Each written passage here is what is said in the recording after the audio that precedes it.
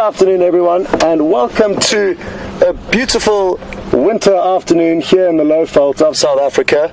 We're in the Sabi Sands on Djuma Private Game Reserve, and there's a flock of guinea fowl very casually feeding through this open plain, and you'll notice they'll often scratch with their feet, much like a chicken, to unravel little tasty treats. They eat insects as well as seeds and fresh green grass shoots.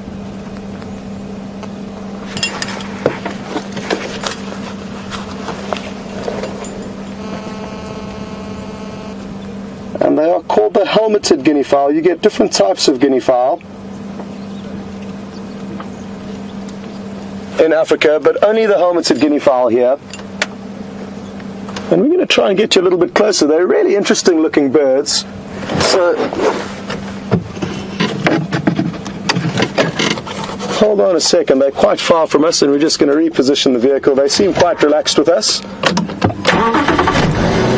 This afternoon I'm teamed up with VM on camera, and Brent and Brian are making their way to Buffelshoek Dam. For those of you who weren't on the Sunrise Drive, Brent managed to find a Nkuhuma pride of lions with a baby hippo kill, would you believe it? And there certainly will still be some meat there, and they're on their way there. The lions could well be fast asleep. They're going to be full bellied, and it's quite warm this afternoon. But later on this evening, I'm fairly certain there's going to be some good action there. And who knows, maybe even the hyena will join in on the fun. Anyway, we'll have to wait and see about that, and Brent's going to keep us up to date on what's going on. But in the meantime, we can enjoy these very strange looking birds. They've got bright blue heads with a bony crest, hence their name, the helmeted guinea fowl. And their feathers are black with tiny little white spots on them. They're really pretty feathers.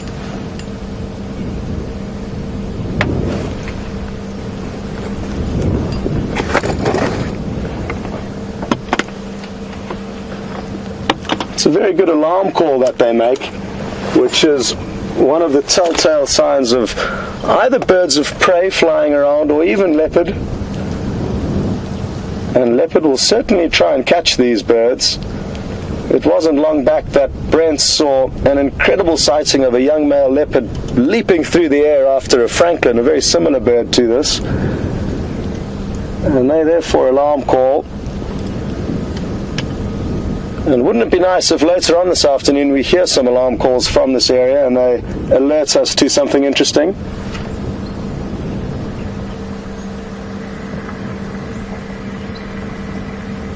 Now, for those of you who are new to the Safari Live experience, a very warm welcome. And just to let you know, this is a live safari. It's happening this very moment, many, many miles away from a lot of you. And the great thing is you can actually interact with us and ask us questions, and to do so you would hashtag Safari Live on Twitter or send an email through to questions@WildEarthTV. You may have noticed some of the guinea fowl have got smaller crests than others, and that's got to do with age. Males and sexes look very similar. But the youngsters, you'll notice amongst them, have got a very small crest. And in this shot, it's the one that's the third one down from left to right, basically. The one in front of the other one. And you'll notice the one behind has a blue head. And there's actually two youngsters that would have been born in probably November or December. Or hatched, rather.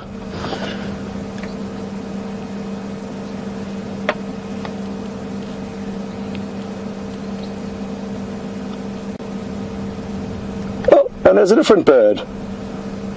That is a Burchell starling, a very pretty bird that iridesces in the afternoon sunlight.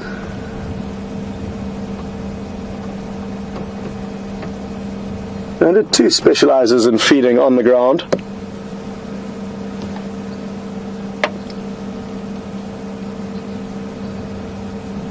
There we go, there are a few youngsters with an older one. You can clearly see the difference in crest size as well as head colour. The youngsters have yet to develop that beautiful baby blue.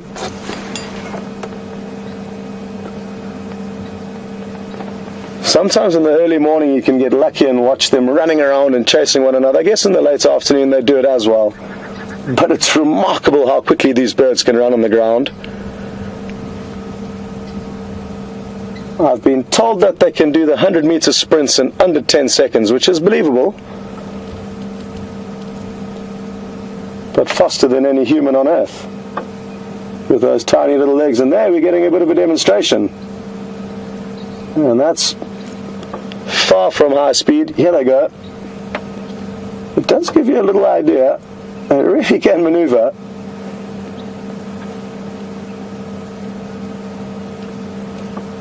Well done, Vim. I wonder what it was that got them all a bit excited. Possibly that they're just getting left behind by the rest of the flock. Anyway, we're going to continue. And to be honest, I'm very, very happy that Brent found the lions this morning, because I didn't have my most successful drive, and it just goes to show that you can't always be in the right place at the right time. And this morning it was Brent's turn. Hopefully this vehicle's fortune will change this afternoon, and I'm going to head into an area where there are a few water holes. It's a bright and sunny afternoon, and there's not much water around at the moment, so the theory is that by heading to the water on a hot day, we will find somebody drinking there. Or who knows, possibly a predator waiting in ambush. As they certainly know, as it becomes drier, their prey will concentrate more highly around the water sources. And both VM and myself are craving to see a leopard. Along with a lot of other things, there have been great elephants around over the last few weeks, so my elephant fix has been looked after. And just a few days ago with Stefan, our trails guide expert who's been leading the walking safaris, we encountered an elephant bull on foot, and that really got the adrenaline going. But I'm missing spending time with the cats, especially the leopard. And I guess it's not only seeing them, but it's kind of like a battle we have between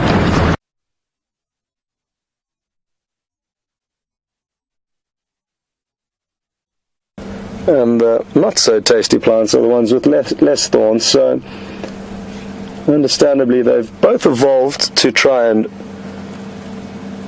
survive one another, and even though the thorns are there, the giraffe can still feed. She just has to do so delicately.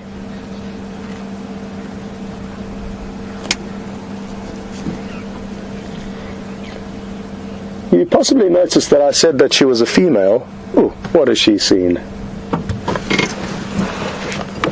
They can be the greatest of sentries because they are so tall. They can often spot animals for you, and they cast a very focused stare in the direction of whatever it is that's alarming them. It's really an exciting sign to follow up on, because you never know exactly what they may be staring at.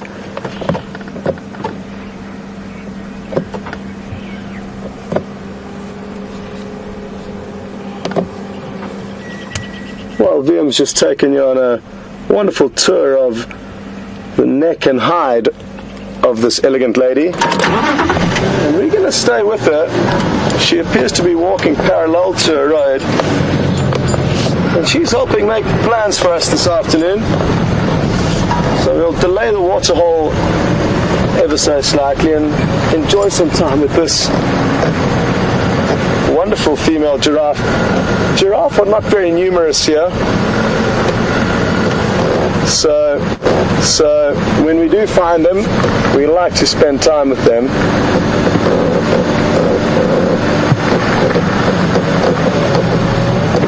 Okay, well, I may have gone a bit too far, but hopefully there's a gap over here.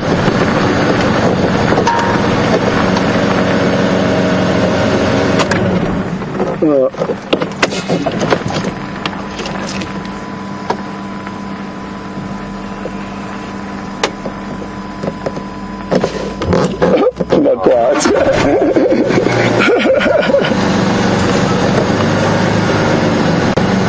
Oh no. Well, she was looking at an impala,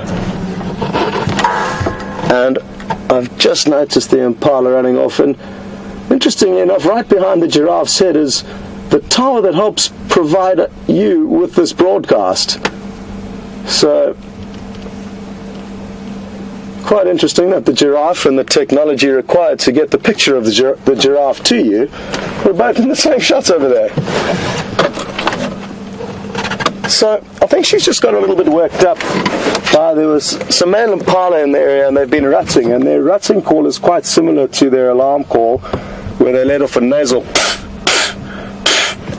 and I think that kind of got her a bit nervous, and she's now moved off into some thicker vegetation, so we are going to leave her to her own devices, but now continue in the general direction that she turned us onto. Instead of heading north and east, I was planning on heading south and west, but we can loop around. We'll basically just go anti-clockwise.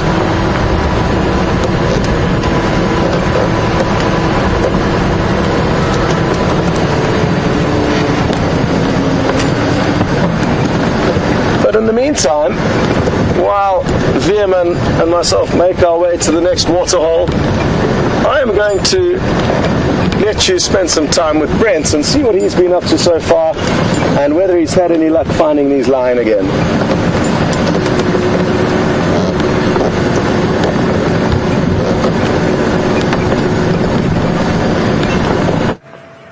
Good afternoon, everyone. My name's Brent. Welcome on a wild safari. We're live here from Djuma Private Game Reserve in South Africa in the Greater Kruger National Park.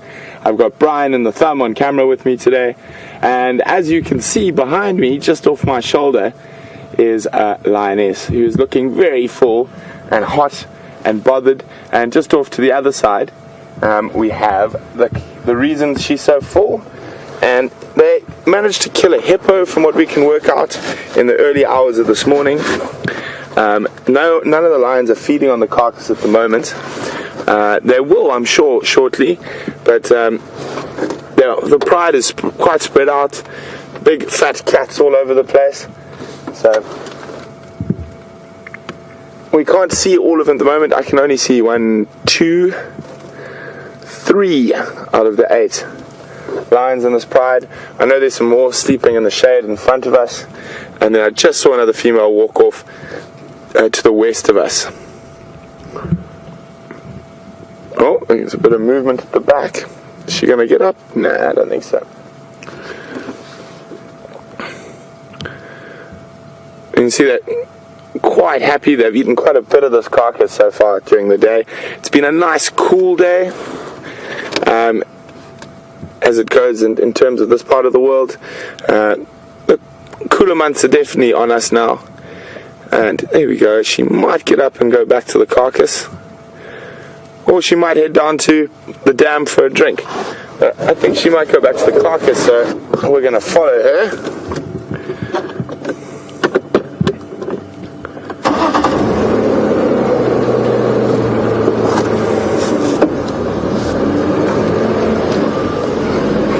So we spent quite a long time this morning tracking these lions, and fortunately Andrew, was also checking in the area, managed to come across them while we were still off to the east here, and so we came straight here.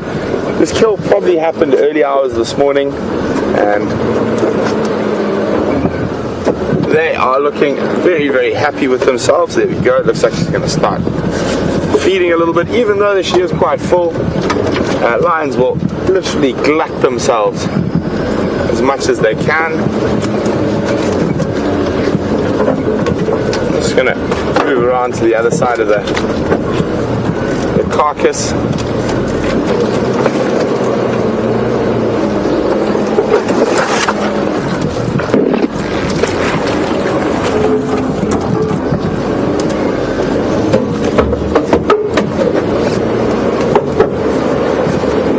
Hippos are really, really good kill. Oh, there's another line. I mean, just everywhere we look, there's another line. Just up in front of us there. We're not going to spend too much time with that one. Let's get back to the female who's having a snack.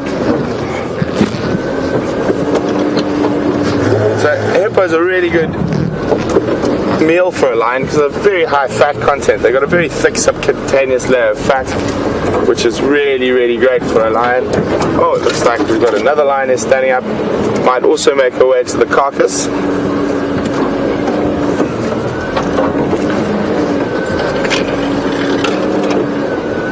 I think we're about there.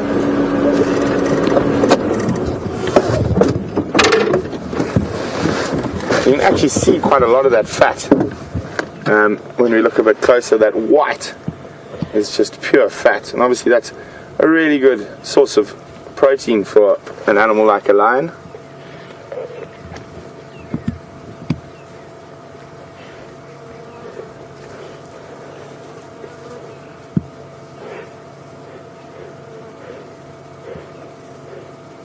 For those who weren't with us this morning on the sunrise safari, this is the Nkuhuma pride. I got a report that they were about 500 or 600 meters away from our northern boundary last night. So Brian and I came into the area. We found fresh tracks. When we say fresh tracks, those tracks will be within a few hours. And we started following the tracks. We found an area where they chased a giraffe. They were unsuccessful. And then it took us a while to try to work out where the tracks were heading from then. And then I spoke to Andrew on the radio and I asked him to just check Buffalo's Hook Dam again. And he came in from the western side and spotted these lions from the road. And we went and had a closer look at the carcass this morning. And just judging from some of the scratches that look like definitely made from a lion, you can't really see them now as the days progressed. And it was congealed blood in there. That would probably make me think they didn't find this carcass. It wasn't killed by another hippo or died of natural causes. I think they probably did hunt and catch this hippo. And it's a young hippo, not an adult yet. I'd probably say, I'd be guessing, but I'd probably guess around, at oldest about just over a year, youngest probably 8-9 months.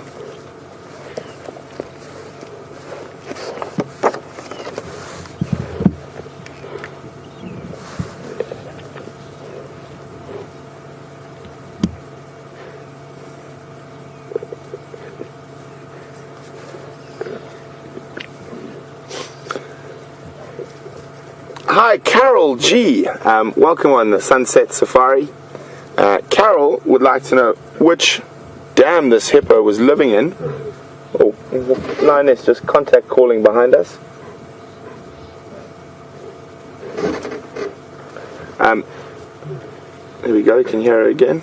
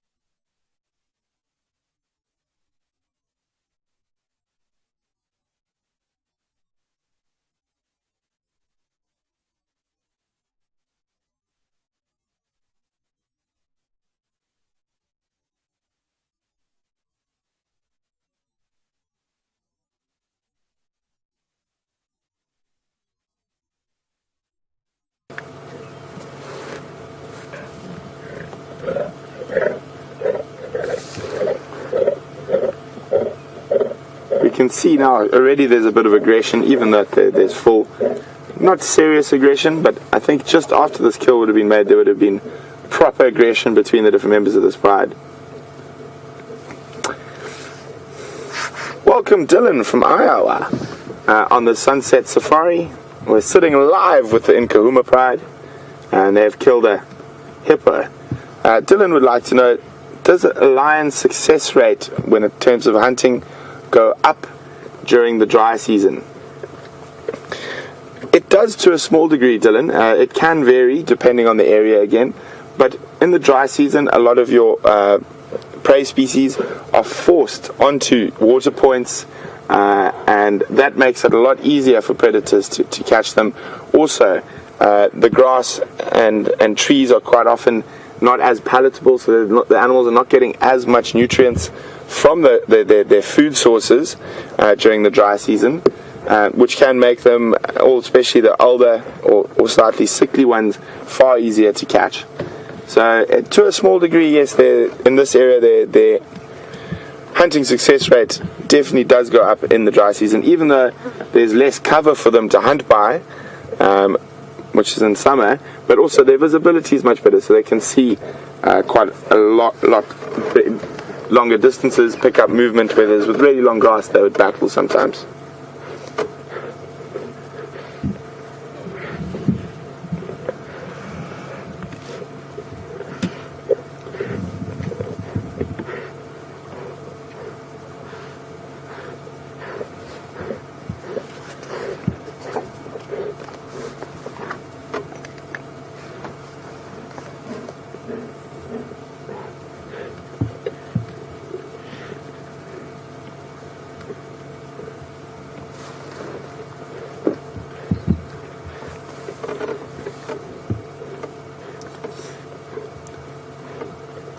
Hello Nigel, welcome on the Sunset Safari. Nigel would like to know, there's still only 5 Nkuhumas here. The last time that they saw the Nkuhumas, one was missing. Nigel, I'm not quite sure the last time, I saw the Nkuhumas was quite a long time ago. I mean, possibly even a month ago, 3 weeks ago. I've definitely more than 5. There's 2 there, 3, 4, and then we saw, I'm pretty sure I saw in varied degrees the whole pride, all 8 of them this morning. They're not all in one place, they're spread out under the bushes, so it is quite difficult to see all of them. The young male is here, the two young sub-adults, sort of just over a year old, and then the rest of the lionesses. So I think they are all present at the moment, but it is quite difficult. They are quite spread out around this area.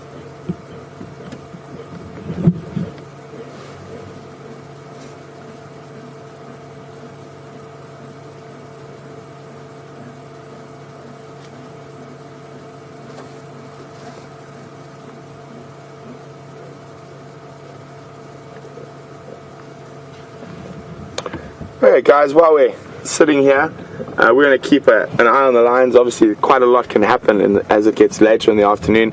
You never know whether another predator like hyena might locate this via smell and start moving in. Also, there's always a possibility that the dominant male lions might have heard the commotion of these guys catching it, and they'll definitely be coming in for a free meal. So we're going to sit tight. We're going to cross over to Scotty for a little bit to see what he's got, and we will be back with some more lions a little later.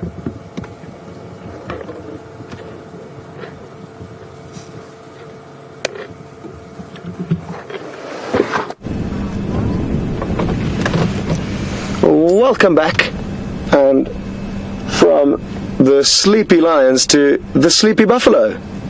It's quite hot out here today. It's 24 degrees Celsius at the moment, which is about 76 degrees Fahrenheit, and that's why you can't blame a lot of the animals for just enjoying an easy and relaxed afternoon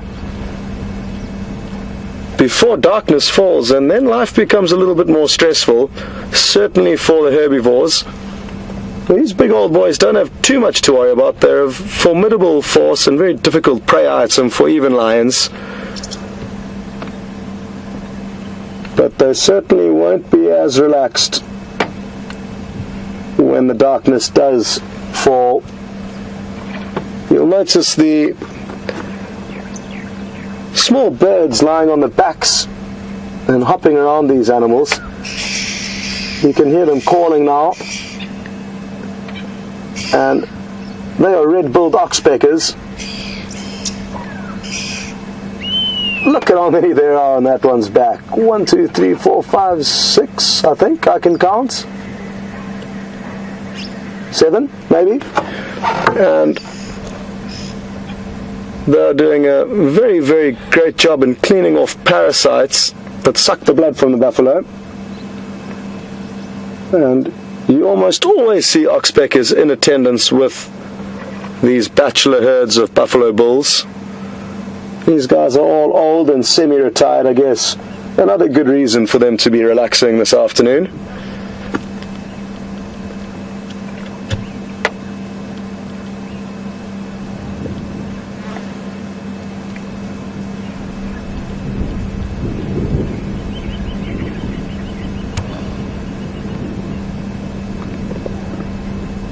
It really is a magical setting here at the Gowrie Dam. The lodge is on the opposite end of the dam to us now, and it certainly is a wonderful part of the Djuma property. And the great thing about it is that there's actually a 24-hour surveillance camera here that allows all of you and all of us to monitor what goes on at the dam at all hours of the day. Often when we wake up in the morning or even head out on the afternoon game drive, we get these snippets of information sent by you, the viewers, who have seen something or heard something, and often it helps us in finding some interesting animals. I remember once, in this tree right behind me over here, we got an update saying that the weaver birds, whose nests you can only, there's a few at the bottom there. This tree was full of nests, a lot of them have fallen down.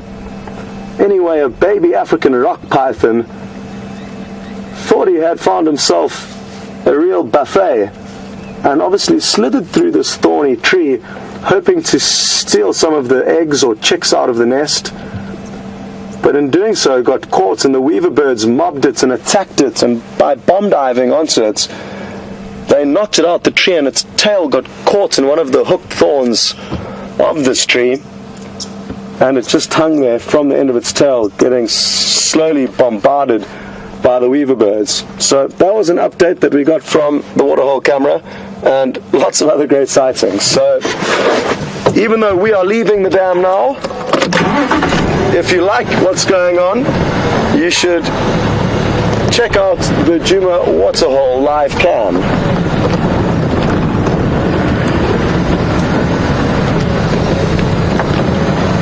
We also got a report, I can't remember who it was from, but you'll know who you are. Thanks very much for sending through the report on some Inyala bulls, which are beautiful antelope, and apparently they were doing their ritualistic display when competing with other males. They do the slow motion kind of prance, and when we arrived here, they had both split up and were no longer fighting and were very far from the road. But thank you for that update, and that's actually why we came here, to see if the Inyala bulls were still strutting their stuff. But timing is everything. I missed great action in just minutes. So the Inyala bulls were an example of that, but who knows? Everything happens for a reason out here.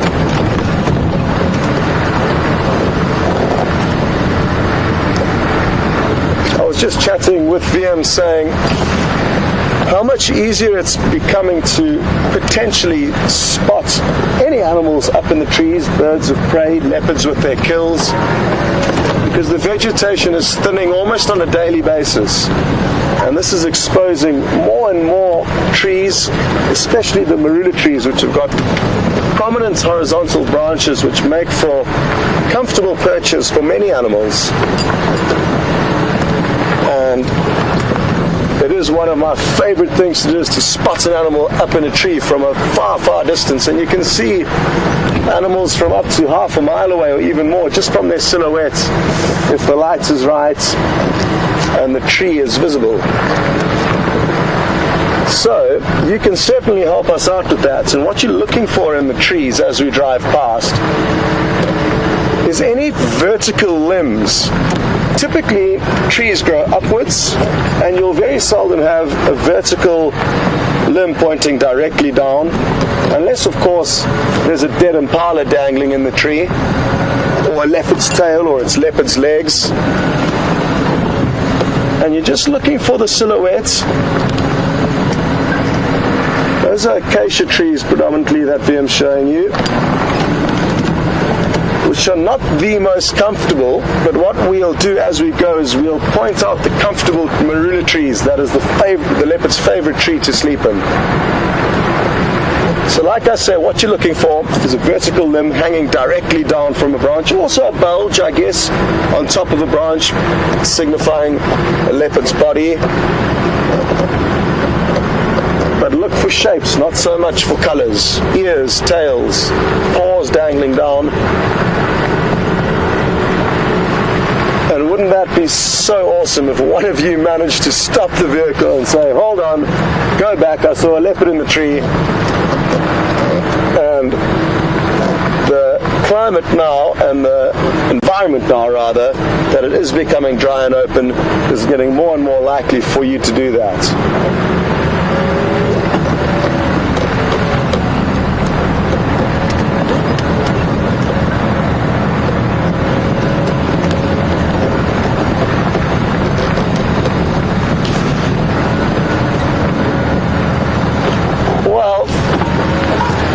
I'm sure a lot of you are wondering whether the lions are still fast asleep or any of them have possibly built up a little bit more hunger.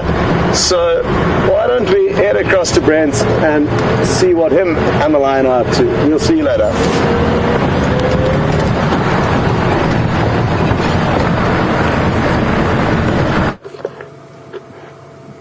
Welcome back. As you can see, same two ladies are at the carcass.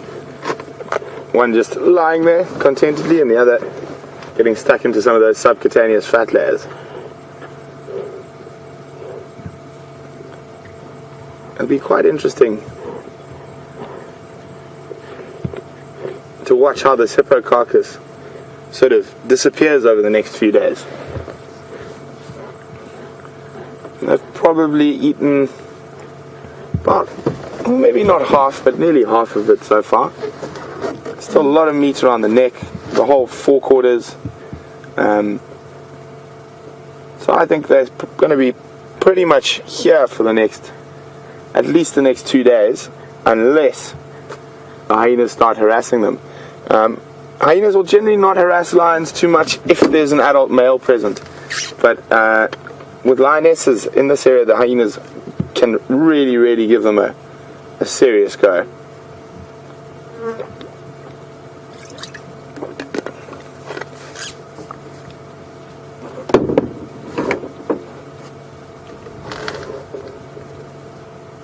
And you'll see, even though that lady is so full and fat and really almost can't put another bite in, if the other lioness had to start trying to feed, she would probably get growled at.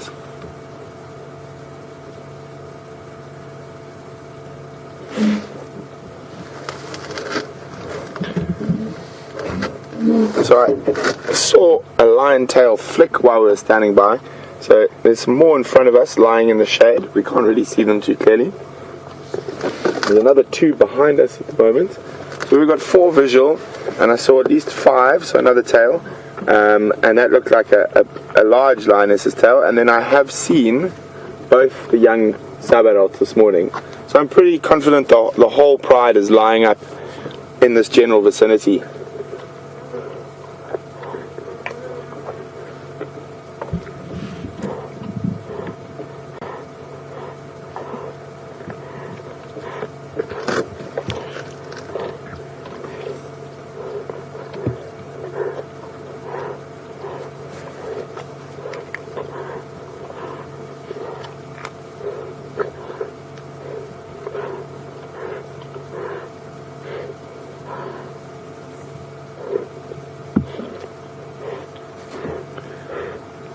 Hello Charlie, welcome on the Sunset Safari. Charlie would like to know, will the lions suffer any adverse effects from binge eating and then not having food for a few days after that? Charlie, their metabolism works quite differently from ours, whereas we need a constant sort of, well not constant, but a regular supply of food on a daily basis to keep our metabolism going. A lion's metabolism is much slower, so the binge, they'll probably, after finishing off this hippo, not do too much for a couple of days, just to let all that food digest, and so that's why they have a very slow metabolism if you had to compare it to a human being. So it doesn't really affect them at all. They're designed to eat like that because they can go periods without a lot of food. So when there is food present, they are complete gluttons. They can eat close on 20 kilograms, which is, I'm trying to remember my conversions, about 40-50 pounds of meat in a single sitting. Let me just double check that for you, my conversions for you there. But it doesn't really affect them. Their metabolism is designed for this binge eating and then sort of a couple of days of rest and not doing too much before they have to hunt again. And a lot of these are evolutionary adaptations because they utilize sort of incredibly short bursts of speed, and so that their energy is used in very short, quick bursts, whereas we need our energy to be maintained throughout the day, and that's actually due to our brain more than anything else. Our brain needs a constant supply of energy. So what I'm going to do is I'm just going to move the vehicle a little bit so you can see the front of the hippo, and you can see they have eaten a little bit around the nasal cavities and eaten the ears off and the eyes. All the soft parts go first.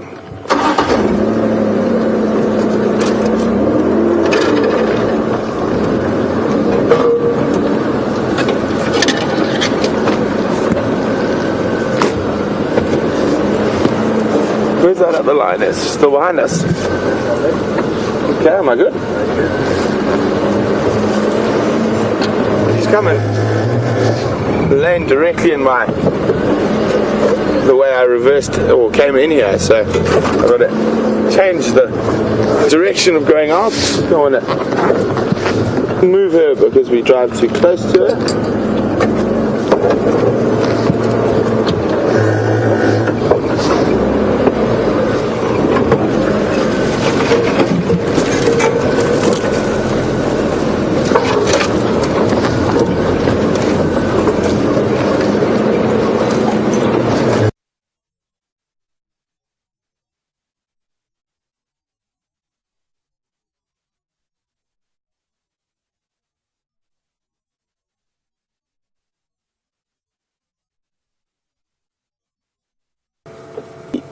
Eat the hide. Although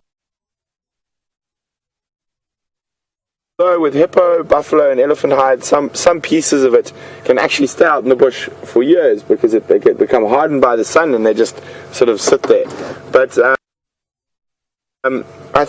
most animals will try and not eat the hide, but in this case they might eat the hide because it is a young animal. But it is very thick and not as nutritious obviously as the fat and the meat. But if they were under pressure, a lion would definitely eat the hippo's hide.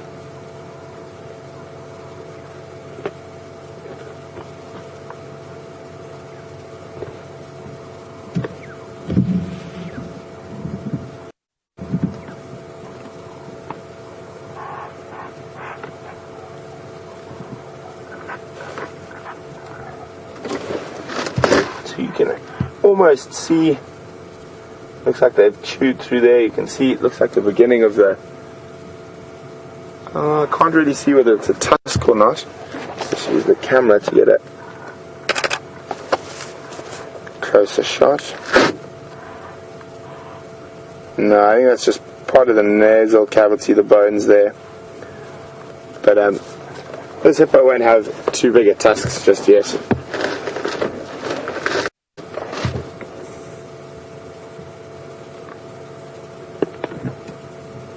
You can hear that ripping of the meat there.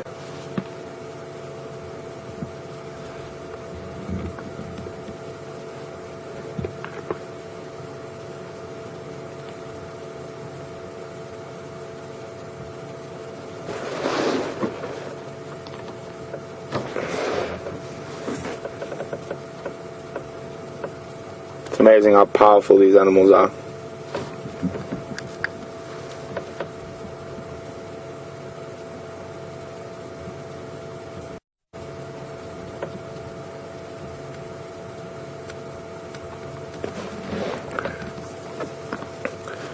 Hi Benjamin, welcome on the Sunset Safari.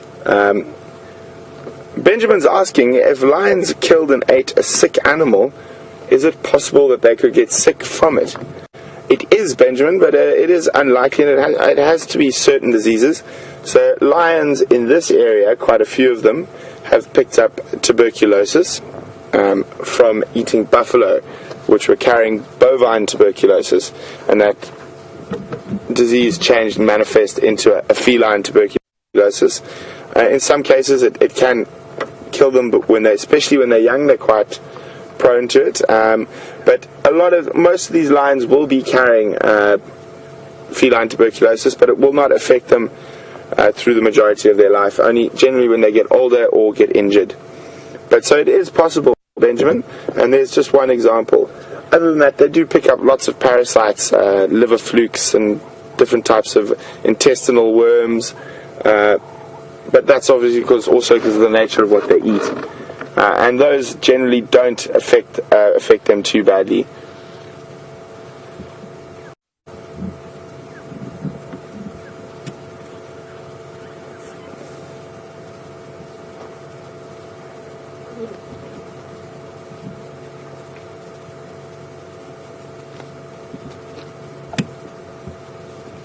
So while these lions are still sitting here and getting fat, we're going to probably go for a little wander. I just want to go check down at Buffalo's Hook Dam. Maybe some ellies will come back, but probably wander around for a little bit, and then we'll come straight back to the lions. And we're just going to cross over to Scotty while we make our way out of here, and we'll be back with you shortly. Good afternoon, mobile.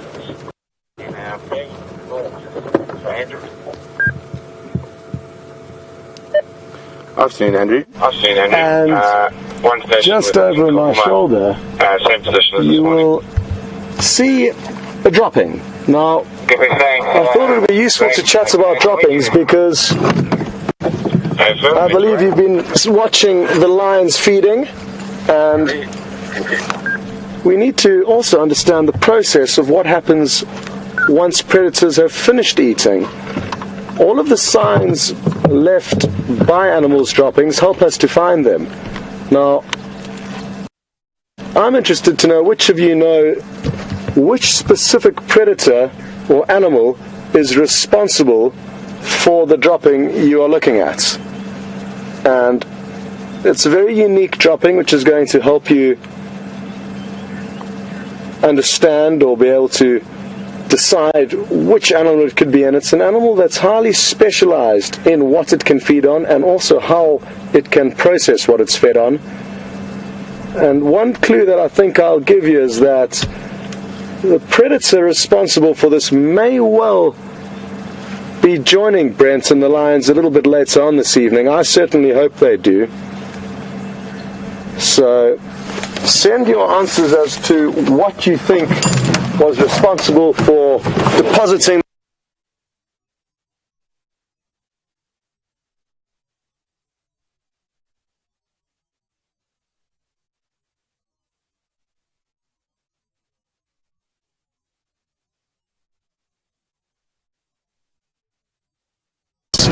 so close to our eastern boundary, on the center though of, in terms of north-south, and I'm hoping we're going to have a little bit of luck finding her there.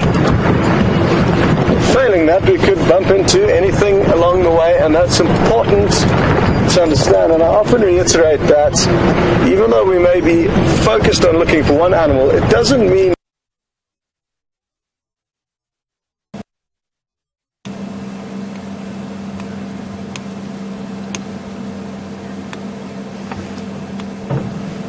and off it goes.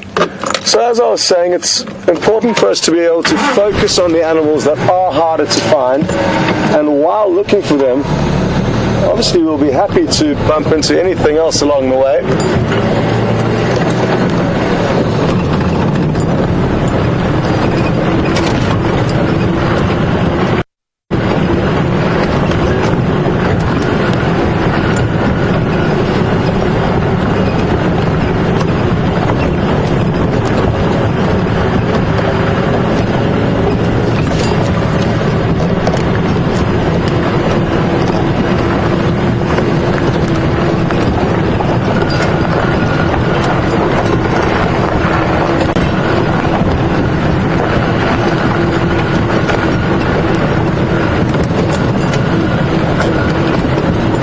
To Anne and Brian and MJ, well done for getting hyena right, and I'm sure there's a lot more of you that have also got the dung identification quiz correct. It's quite an easy one, the hyena, but the great thing about the African wilderness, or any wilderness for that fact, is that there's just so much to learn, and you have to start somewhere. And bear in mind, we've got new viewers joining every day. But well done to the people who answered hyena. The white dung is due to the high calcium content that they can consume with their bone-crushing jaws. There's a young male kudu. I'm just going to try and pull up alongside them. Oh, and there's also a beautiful big male who may be in a little gap there.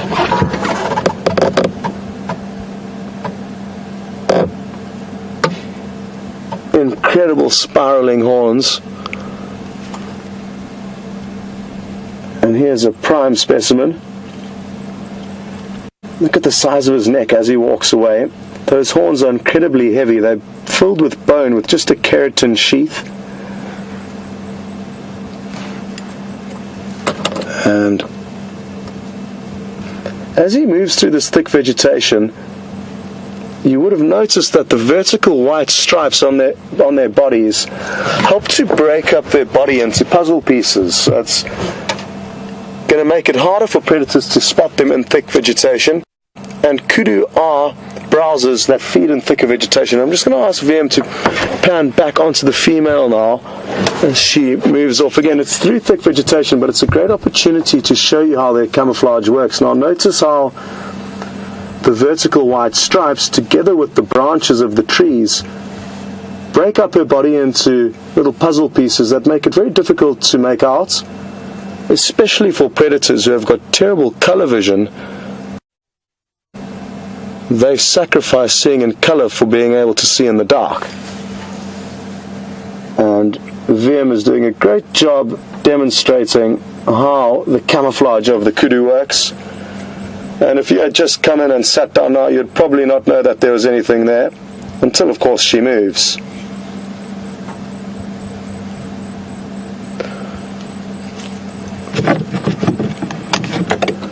It could well be that this male is in attendance, the big male rather, in attendance of this herd of, I'm sure there'll be a few more females around, as they do breed year-round, but they do have seasonal peaks, and most of the herbivores in this area will be aiming to mate now in order to give birth in the first rains around October, November, December, that way ensuring that they are going to have enough food to then nourish their youngsters with.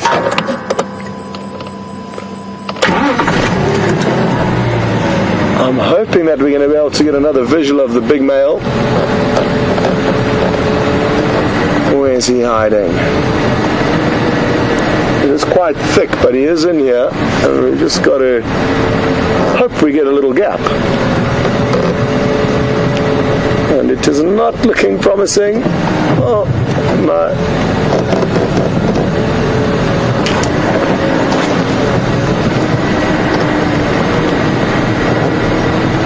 Well, that wasn't meant to be. He was behind too much thick vegetation, and we don't want to go crashing off through the bush after them and chase them off.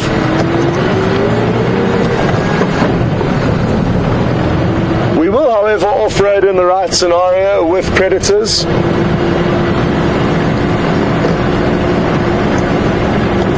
Okay, well, sounds like there's been some change at Buffelshoek Dam, and it's worth heading over to him and having a look what's going on there. We'll catch up with you later.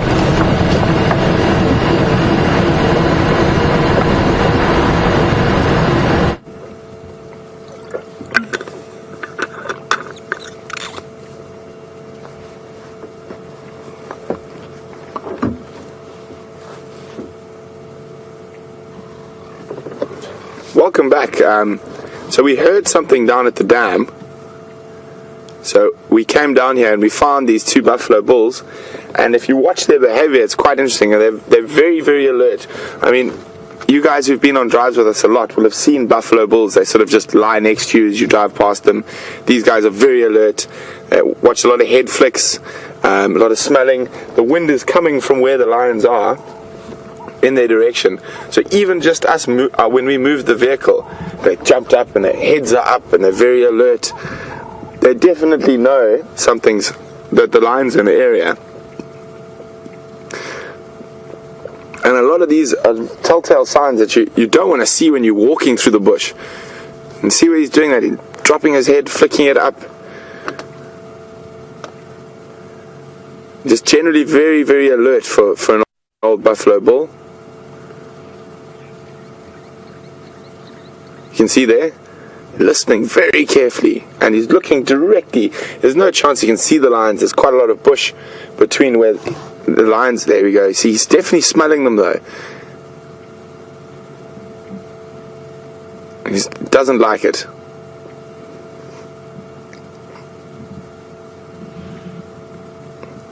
But obviously this is what, it ties into what we were talking about earlier, with the hunting becoming a little bit easier for the lions during the dry season. There's not much else water out there, so these buffalo need to drink, and buffalo need to drink every day. So even though that they can smell the lions, they've come down here, they've had a drink. There's some nice green grass at the entrance of the dam there, so they're going to have a feed. They're going to get good nutrients and water, and that is a risk that a lot of the herbivores have to take during the dry season.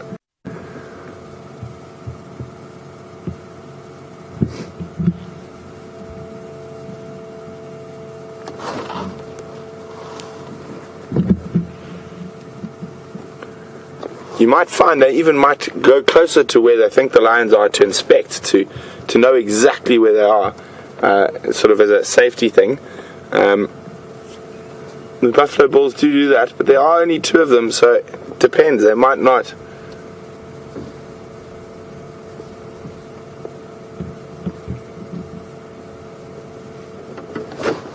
We're gonna jump across this. He's going up the hill there. I'm just going to position the vehicle a bit better. And you see, even me just putting my foot on the clutch caused them immediately to lift their heads. They're very, very alert.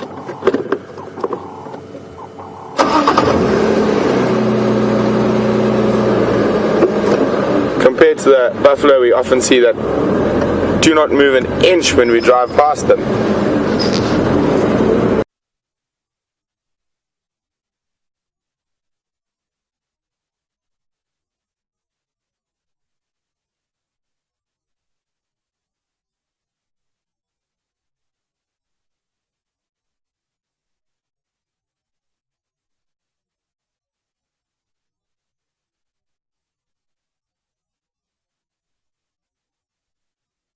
Forced into these watering points season.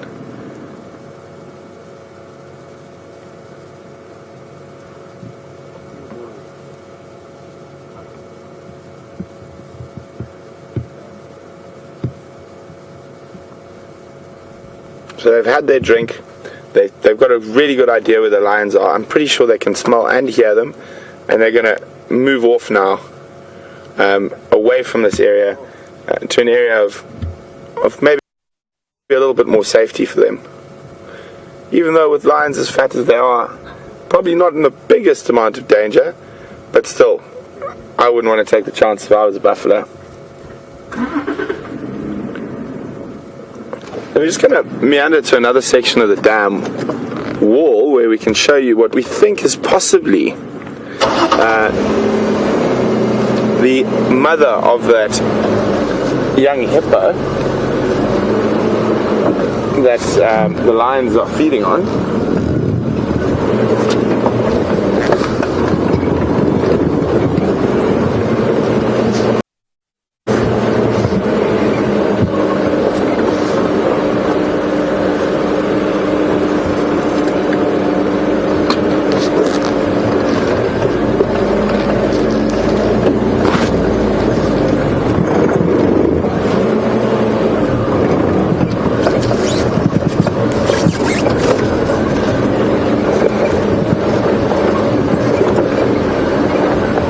Welcome on Sunset Safari, Dave Hall.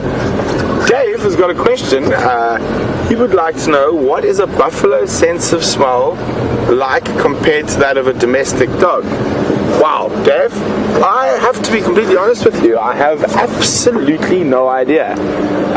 So maybe you guys can help me out there and see if you guys can find the answer in terms of how good is a buffalo's sense of smell in relation to a domestic dog's. You can do that. You can send the answers to questions@WildEarthTV, or you can use the hashtag SafariLive on Twitter. Oh, I spotted another lion. They just keep popping out all over the place.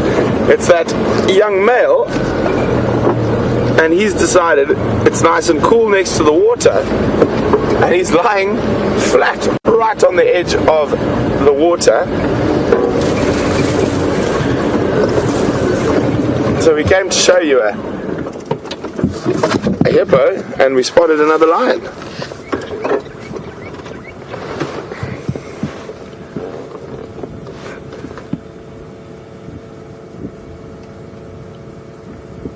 And so there's the young male lion taking advantage of the sort of slightly damp ground on the edge of the dam to rest his heavy belly.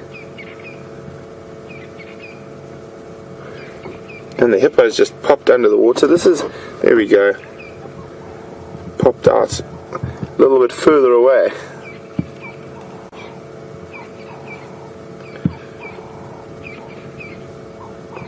Now it's difficult to be 100% sure that that's the mother of the hippo that's being eaten. There is obviously a strong likelihood that young hippo would not have been moving around by itself at night, and she probably, after the lion sort of got hold of the youngster, she probably made her way back to the water here, this being the closest water. Another quite interesting thing is that you never know with animals what they're going to do, and I have seen hippo come out of the water and chase lions before. So I mean, that is a possibility, unlikely, but nevertheless a possibility.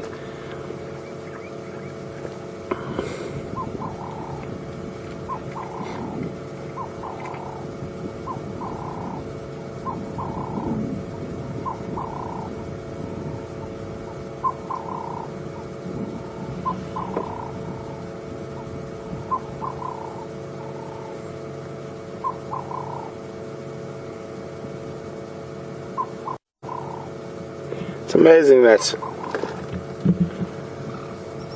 young male lion, I mean, we didn't even spot him when we drove past the first time.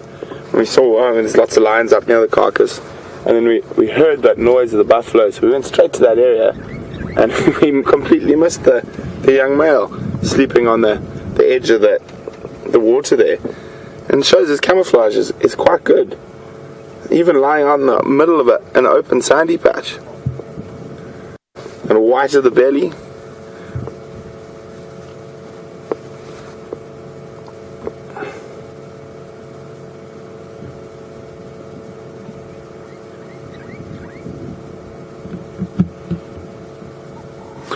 And he's got the right idea, because that digestion is going to be causing quite a lot of heat, and lions aren't able to sweat like we can. That's why they pant very heavily, and that's why after big meals they don't move too much. So he's got the spot, nice damp bit of mud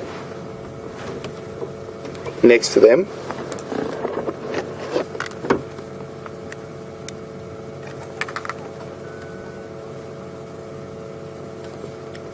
sorry, it seems like I sat on my earpiece there for a second.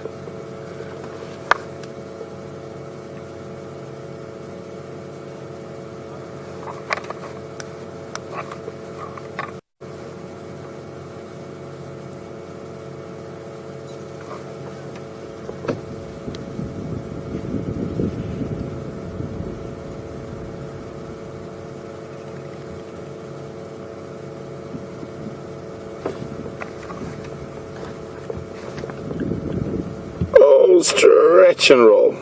That patch of mud's got too warm from that big belly. We've got a really good question from Skipper in Ontario. Welcome on the Sunset Safari, Skipper. So Skipper says, well, obviously hippos are needed for lions to survive in the ecosystem. What is the purpose of lions in the ecosystem? Well, Skipper, if there was no animals to control a lot of your herbivore species, or hippos, and other that, their populations would just become too large, and they would actually overgraze and finish all the grass and wipe themselves out because there'd be no food left. And that's why we have predators. So the predators are there to sort of maintain and trim the herds. So in that way, it helps to stop animals becoming overpopulated and using the resources like grass is the example in this one.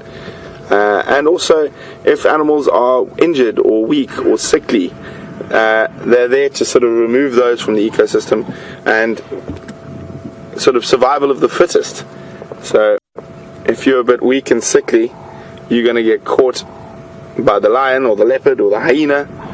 And they all have very important niches in the ecosystem to fill. That's a very interesting question, Skipper. Thanks very much.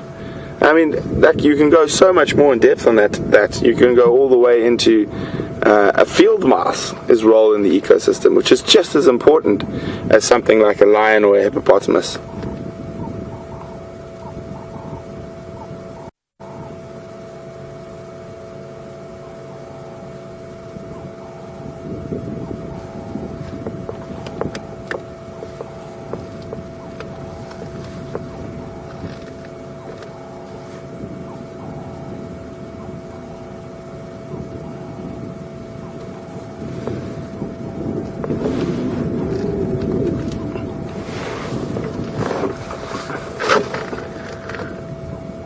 Hi, Grace from Texas. Welcome on Sunset Safari here at Djuma Private Game Reserve.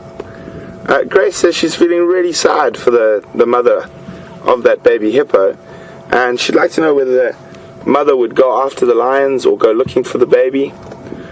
Grace, she might. It is unlikely, but there is a possibility she would go chase those lions and maybe try bite one or two of them. But the reason she's probably not going to, and the reason it's less likely, is then she would be putting herself in danger. And what you must remember with a lot of animals, they would rather sacrifice their offspring than themselves, because it gives them a chance to breed again. Will rather sacrifice the young. If they die, then that's the end of their sort of bloodline, that's the end of their genes. So instinctually, a lot of animals will rather sacrifice the young, just knowing the fact that they'll be able to breed again.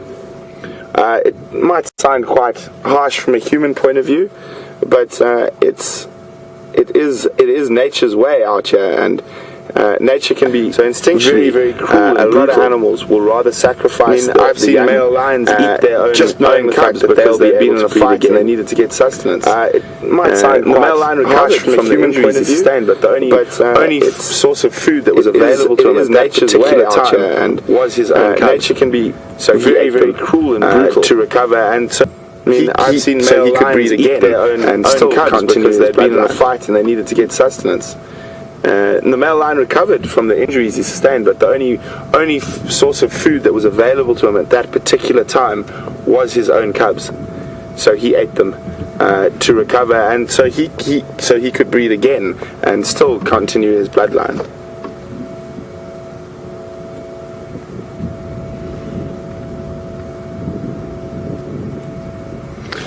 So Andrew's with those lions up at the carcass, and we've checked the dam now.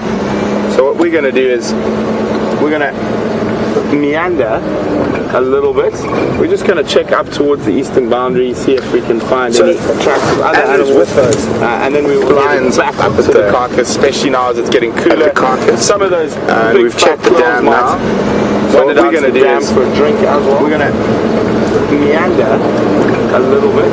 We're just going to check up towards the eastern boundary, see if we can find any tracks of other animals, and then we will head back to the carcass, especially now as it's getting cooler. Some of those big fat girls might wander down to the dam for a drink as well.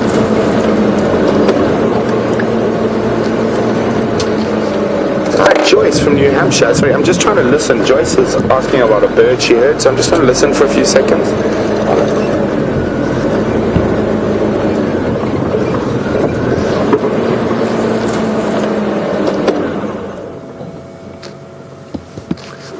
Hi, Joyce from New Hampshire. Sorry, I'm just trying to listen. Joyce is asking about a bird she heard, so I'm just trying to listen for a few seconds. Sorry, Joyce, I don't seem to hear it. You said Joyce said she thought she heard something that sounded similar to a woodlands kingfisher, and she was saying she thought they had moved back up to Central Africa.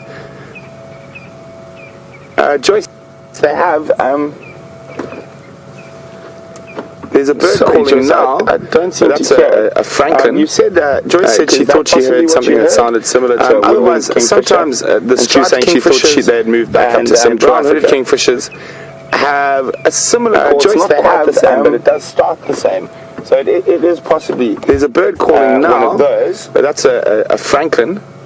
Is that possibly what you heard? Otherwise, sometimes the striped kingfishers, young male, head back up, and then we kingfishers have a similar call. It's not quite the same, but it does start the same. Around so towards the eastern Cape. One of those.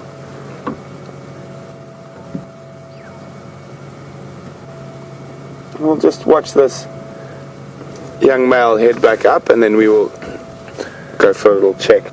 Hi, Julia from Houston. Welcome on the Sunset Safari. Towards the he's definitely filling out. I mean, even if you see his tracks now, they're getting really nice and big, and his mane is coming on. That's why I don't think he's got too much longer living the life of luxury with his mom and sisters and aunts. I think he's probably going to be pushed out in the coming months. But for now, he will take advantage of being a bit bigger than everyone else and being able to eat more than them. Okay, we're just going to go have a quick check around towards Guaripan Drakensberger Junction, see if we find any tracks, and then we're definitely going to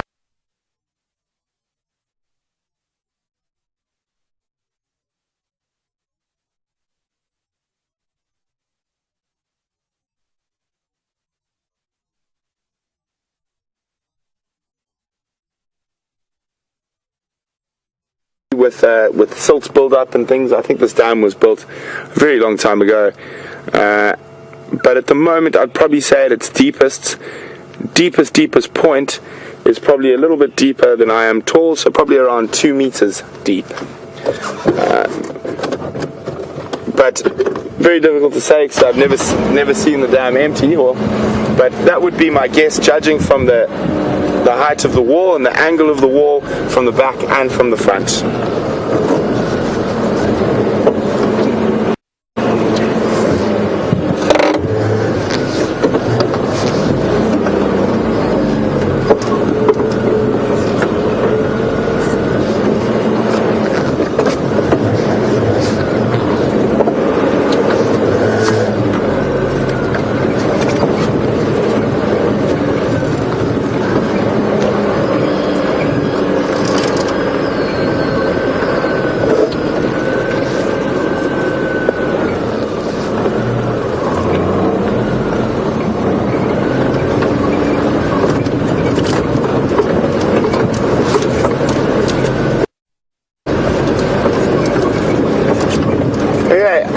I think we should do first, let's try and see if we can catch up with those two old buffalo gentlemen who were looking quite nervous and edgy. They did move off in this direction, so we will have a look now.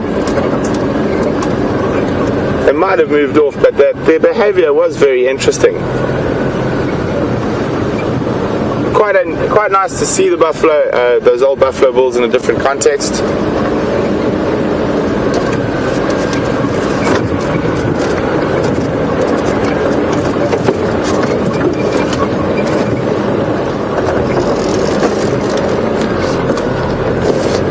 We'll see if we can try find them again.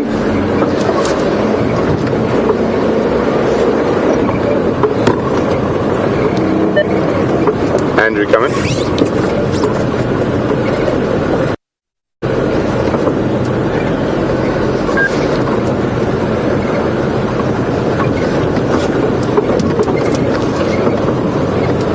Hi Ramey, welcome on the Sunset Safari. Ramey would like to know, do I think those two old boys we'd seen have had a chance to breed? Because we don't, at the moment, I haven't been seeing too many big breeding herds of buffalo. But remember, those two old boys are probably past their breeding prime. They would have been attached to one of the big breeding herds that move through these areas. I think the biggest breeding herd of buffalo I've seen very close to here is somewhere between 800 and 1,200 buffalo. So obviously there's a lot of competition in those herds. And so the buffalo bulls, when they are unable to compete with the younger bulls coming through, will actually sort of move out of the area. They'll stay around these drainage lines and dams where there's always sort of grazing and water, whereas the big breeding herds will move through an area. Because there's so many of them, they need to keep moving, otherwise they'll exhaust the grasses in the area if they stay there too long. And so those buffalo bulls are past their breeding prime, so they've finished breeding. They're probably anywhere from 10 and at the oldest to about 15 years old, and they're done with the breeding. The younger bulls have pushed them out of the breeding herds, and that's when they go stay on these. Sorry, I just thought I saw a track there. So when they go stay around drainage lines, pans, dams, where there's a nice, solid, reliable source of water and food. And they quite often form little bachelor groups. There were only two there, but I mean, I think on Djuma I've seen the biggest bachelor groups I've ever seen, up to about 30 or 40 on occasion. But yes, I definitely think they've had their chance to breed, and it's now the younger bulls' chance that are willing to run around with a breeding herd and fight and constantly battle for mating rights within the herd.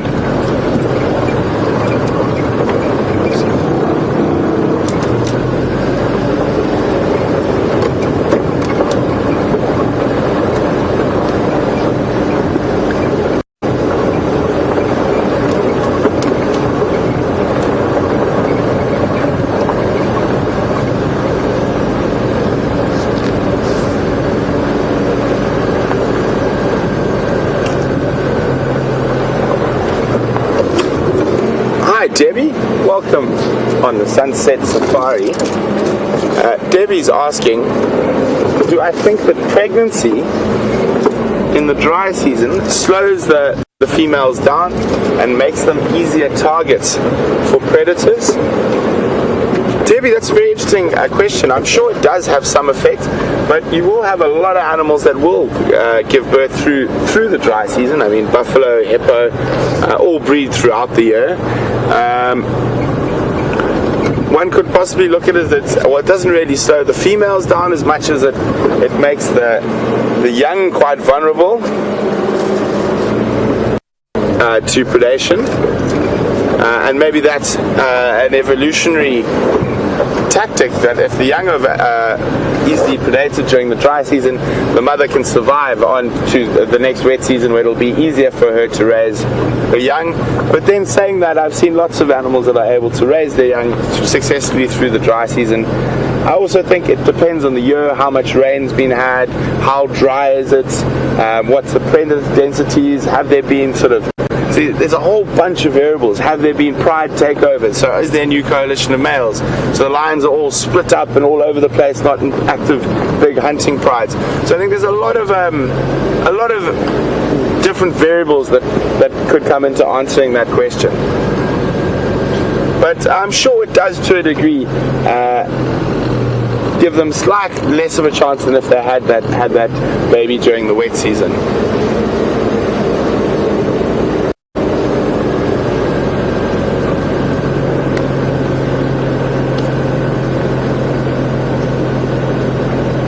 So while we just have a quick check around this little northeastern corner, we're going to cross across to Scotty and see what he's been up to.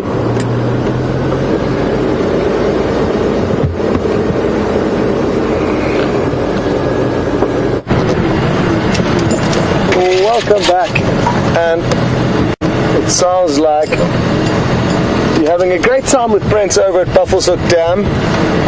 Interesting that you got to see some very wary buffalo after seeing the sleepy old buffalo bulls that were at Djuma Dam and are probably still there. Now, we've got another interesting animal over here, one we see quite regularly. But what's unique about this animal is that at this specific time of the year, they are charged with testosterone and looking for love. It's a male impala, and we're just keeping an eye on him because they're in the middle of their rutting season. It's a 1 month intense rutting season. And 6 months down the line, we're going to expect to see lots of baby impala. And I was just interested to see whether this territory he is in holds any females, or if he isn't interested in going off and looking for a fight. They do compete quite ferociously with one another, and the battles can even end in the death.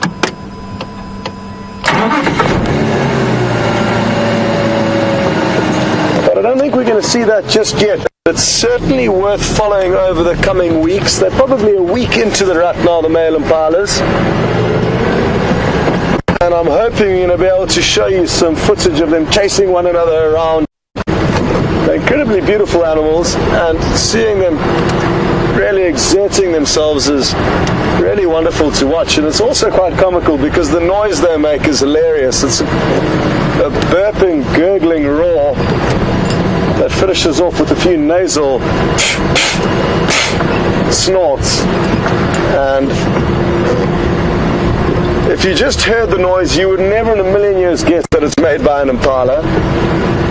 And we need to show that to you. I'm sure you may have seen some of the rutting with possibly Peter or Hayden, but I haven't been on drive for the last couple of weeks, so I'm not entirely sure exactly what you've been seeing.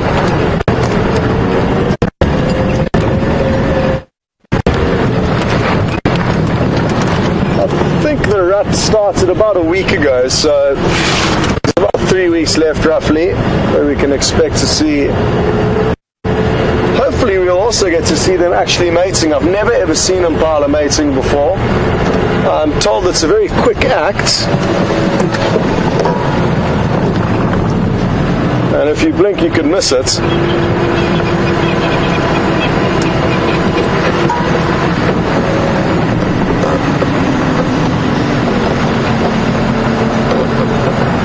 Just heard some francolins. They weren't alarm calling very intensely, but they did get my attention.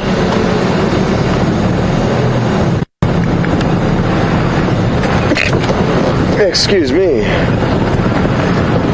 Now we've just left Twin Dams. We were very close to the dam when we saw that male impala just a few moments ago. And I know I've spent a lot of time here, but we have utilized a lot of the property today and just can't seem to pinpoint where the leopard are hiding.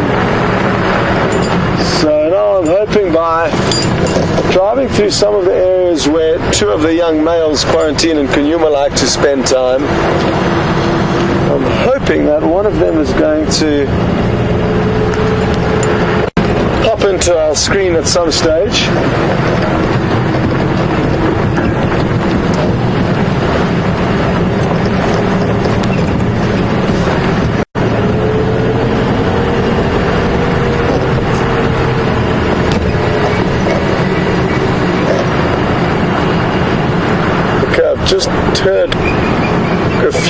intense Franklin alarm calls and just saw one fly off. So please, could this be the clue we are looking for? What chased you off? Something unnerved them. They flew off from just in front of us.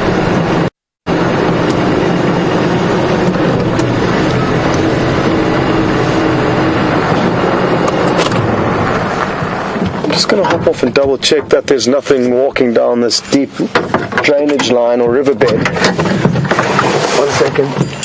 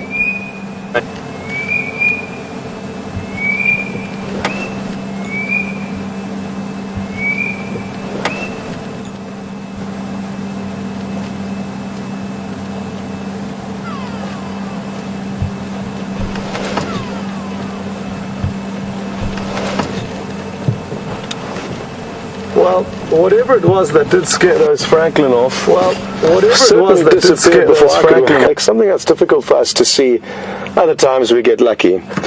What I found on the way out, though, is quite an interesting work of art that we do get to find occasionally out here.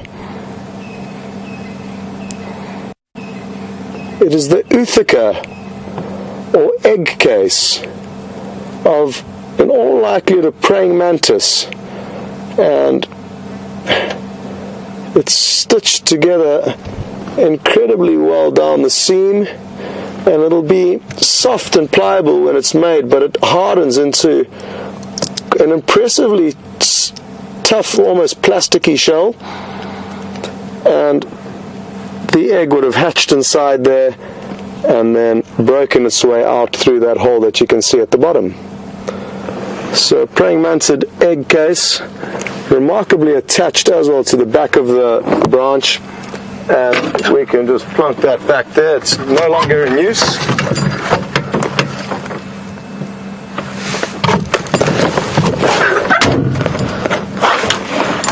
The other thing that I always tell myself after we have stopped is that there could well, oh beautiful, there's some spider webs, some tropical tent web spiders. Very, very small. Those are smaller than the palm of my hand, those little webs. And there's tiny spiders that hang on the kind of carpets of solid webbing at the base of the web that you can see. And the tent or the roof of the web is made of kind of tripwires that trip up insects that then fall into the blankets of sticky webbing below. So interestingly enough, it can produce two different types of silk. One is not very sticky and simply acts as the tripwire, and then the carpets at the bottom is used as the sticky catchment area.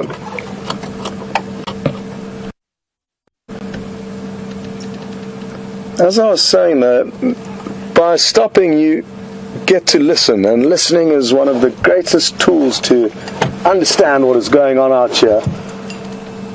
It's a very quiet afternoon.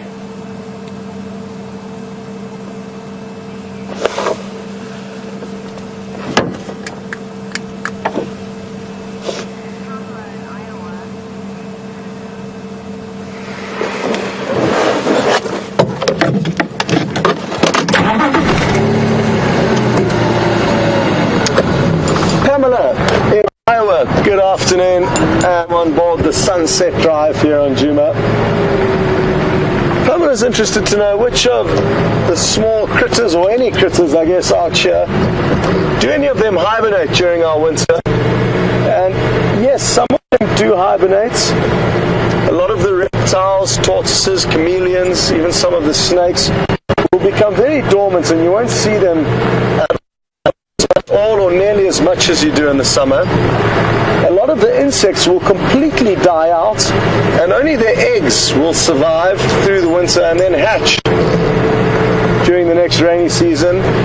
So there's a variety of ways that some animals avoid not moving or not surviving the winters, and animals like tortoises and chameleons as well as snakes become a lot less commonly seen, or tracks of them are less common to be seen. That's not to say they aren't around though.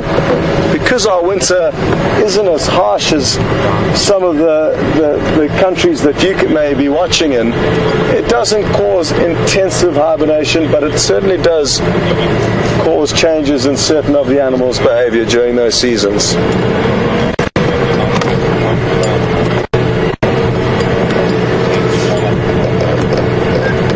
Just listening to Brent giving an update to one of the game drive vehicles. There's not many vehicles out at the moment, which is making our life difficult in finding the animals.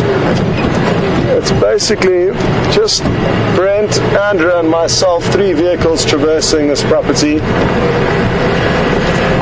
which is great because we have the whole place to ourselves. However, we've got less eyes and ears searching for animals, so it's a bit of a trade-off.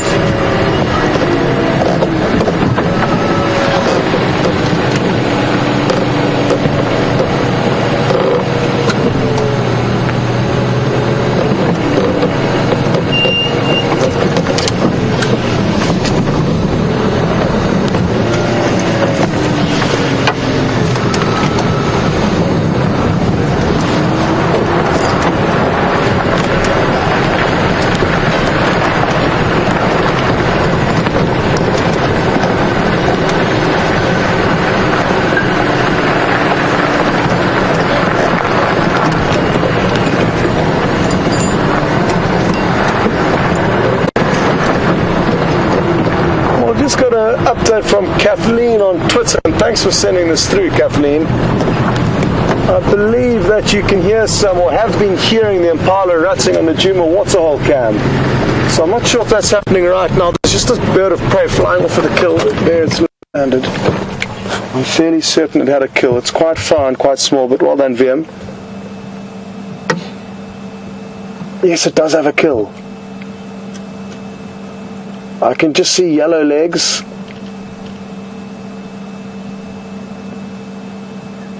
And that to me looks like a gabar goshawk. I'm going to pull out my book there to confirm, but you'll notice that in its left talons it's perched on a small kill. All I can see is that the kill